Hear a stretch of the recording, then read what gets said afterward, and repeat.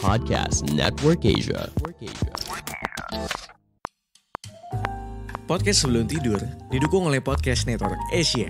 Untuk mempelajari lebih lanjut tentang podcast lain dan juga network, kamu bisa ikuti Podcast Network Asia di media sosial atau kunjungi situs webnya di podcastnetwork.asia.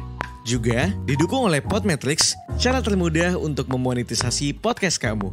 Daftar sekarang gratis di podmetrics.co. Hai teman-teman, nama saya Ridwan dan selamat datang di Podcast Sebelum Tidur.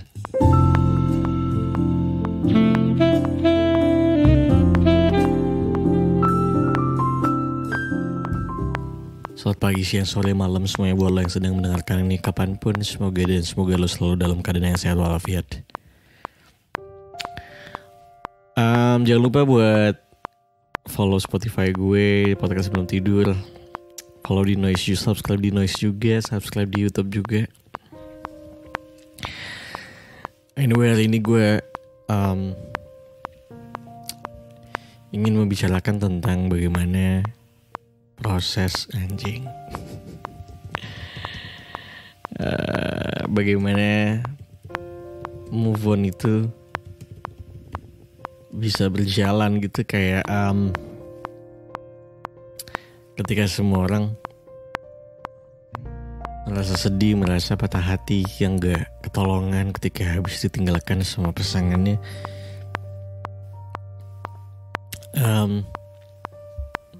Nangis gak karuan, sementara mantannya udah bahagia misalnya. Terus kadang-kadang tuh kita suka kayak yang kayaknya gue gak bisa deh hidup kalau gak ada nih orang gitu, karena nih orang sebenarnya udah jadi rumah buat gue gitu. Cuma dia satu-satunya yang bisa mengerti gue dalam kondisi dan situasi apapun. Rasanya tuh semua hal tuh jadi hambar, jadi abu-abu. Apapun yang lo lakukan ketika dia udah gak ada rasanya. Lo gak semangat ngapa-ngapain.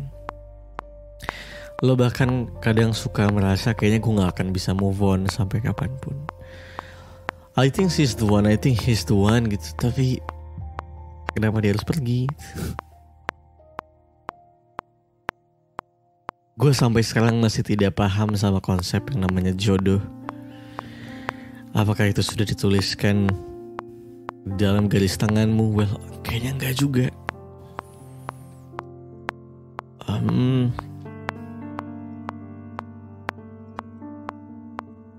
Karena gue masih merasa kayak ini jodoh tuh pilihan, dan jodoh tuh juga bisa kadaluarsa pada waktunya.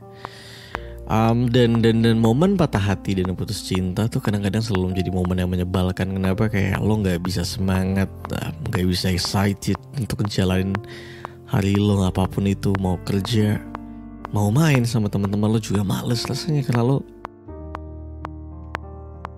sedih.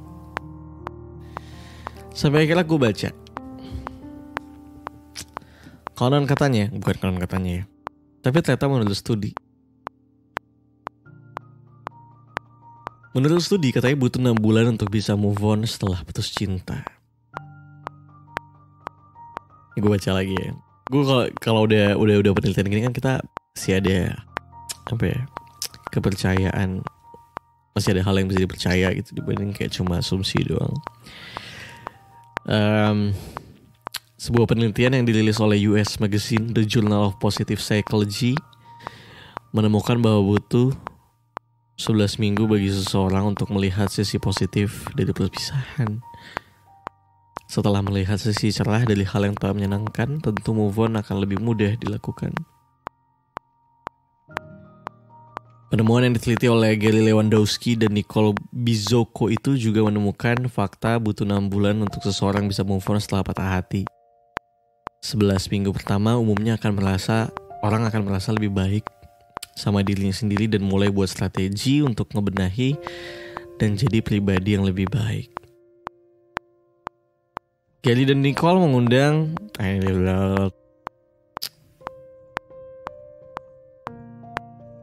itu tadi dia.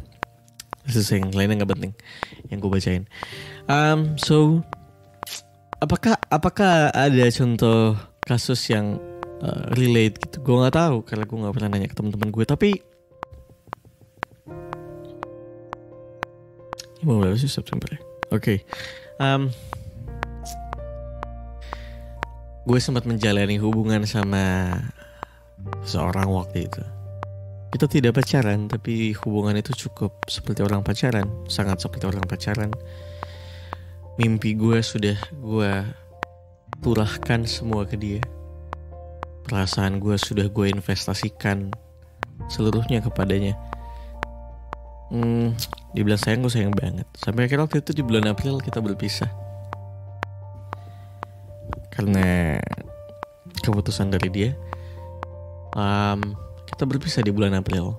Sekarang bulan September menuju Oktober, which means sudah 5 bulan. Di bulan pertama 2, 3, 4 chaos banget, chaotic banget. Gue kayak hancur sehancur-hancurnya. Gue needy banget sama dia. Apapun, hal kecil-kecil pun gue needy banget sama dia. Ya kan waktu itu dia pernah, waktu itu kalau nggak salah dia sempet di bulan keberapa dia udah punya gebetan anyway sebenarnya. Ada orang yang lagi dekat sama dia. Dan gue masih tetap needy gitu. Chaos lah pokoknya, chaotic banget. Lalu sekarang di bulan September akhir ini menuju Oktober, which means sudah hampir menuju 6 bulan. Gue yang tadinya juga melewati rasa kesepian begitu kerasnya, pulang kantor sendirian di kamar, gak tau mau ngapain. Kesepian banget rasanya. Sekarang pun juga sudah menjadi feeling better. Gue udah bisa untuk sendirian aja di kamar sambil nonton Netflix. Ya, I'm okay with that. Gue tidak needy lagi, tidak lagi membutuhkan orang ini gitu kan, sudah kayak nyalain lagi.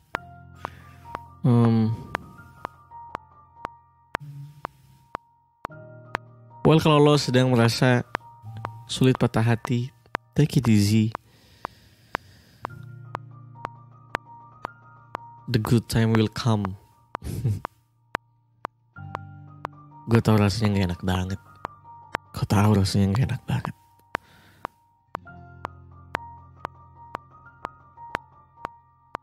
Sabar. Hitung aja kapan terakhir kali lo memutuskan untuk selesai. Hitung aja berapa bulan lagi untuk menuju 6 bulan. Memang tidak semuanya bisa berhasil 6 bulan lepas. Tapi coba dijadikan mindset aja. Disugestikan aja. Mana tahu berhasil. Believe me, kadang-kadang gue tahu lo masih berharap dia orangnya, tapi kadang-kadang lo juga harus tahu kalau ternyata cuma diri lo sendiri yang bisa lo harapin, bukan dia gitu. Gue sempat dengar kata Marlo, dia bilang kalau dulu hidup gue tanpa dia bisa baik-baik aja, dan sekarang ketika gak ada dia harusnya gue juga bisa baik-baik aja dong. Statement yang simple tapi tepat. So, good luck everybody. Kalau gitu terima kasih sudah mendengarkan podcast sebelum tidur kali ini. Jangan lupa buat follow di Spotify, follow di Apple Podcast, subscribe di Noise dan di YouTube juga. Gue Ridwan Handoko pamit. Spread love, not hate.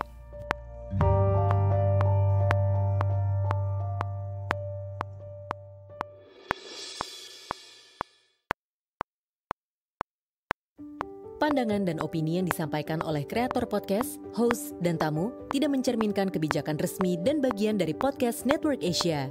Setiap konten yang disampaikan mereka di dalam podcast adalah opini mereka sendiri dan tidak bermaksud untuk merugikan agama, grup etnik, perkumpulan, organisasi, perusahaan, perorangan, atau siapapun dan apapun.